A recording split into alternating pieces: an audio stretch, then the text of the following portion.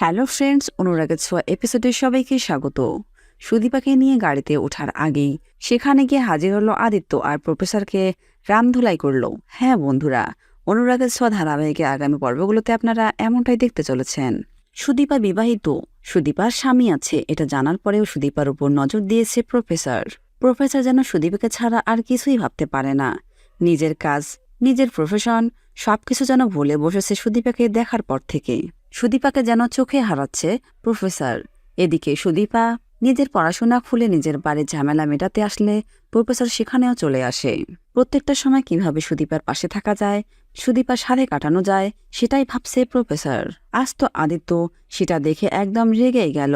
যখনই প্রফেসর সুদীপাকে নিয়ে বারবার এপাশ ওপাশ যাওয়া আসা করছে, সুদীপার জন্য অপেক্ষা করে আবারও সুদীপাকে বাড়িতে ছাড়ানোর জন্য। আর সেটা আদিত্য দেখে বুঝতে পারে যে এই মানুষটার মনে অন্য কিছু চলছে। এরপর আদিত্য লক্ষ্য করে প্রফেসর সুদীপার দিকে কিভাবে তাকাচ্ছে, কি বলতে চাচ্ছে, এমনকি কফিও খেতে নিয়ে যেতে চাচ্ছে। তখনই আদিত্য বুঝতে পারে নিশ্চয়ই এনার অন্য কোনো উদ্দেশ্য আছে।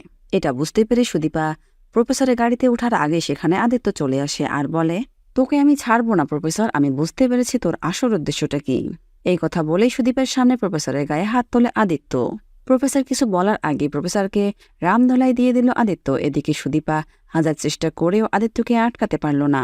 তো বন্ধুরা, যদি সত্যি এমনটা হয় তাহলে আপনাদের দেখতে কেমন লাগবে তা আমাদের কমেন্ট বক্সে কমেন্ট করে জানাবেন। আর পরবর্তী ভিডিওগুলো পেতে আমাদের টোলি স্টোরি টাইম চ্যানেলে চোখ রাখুন।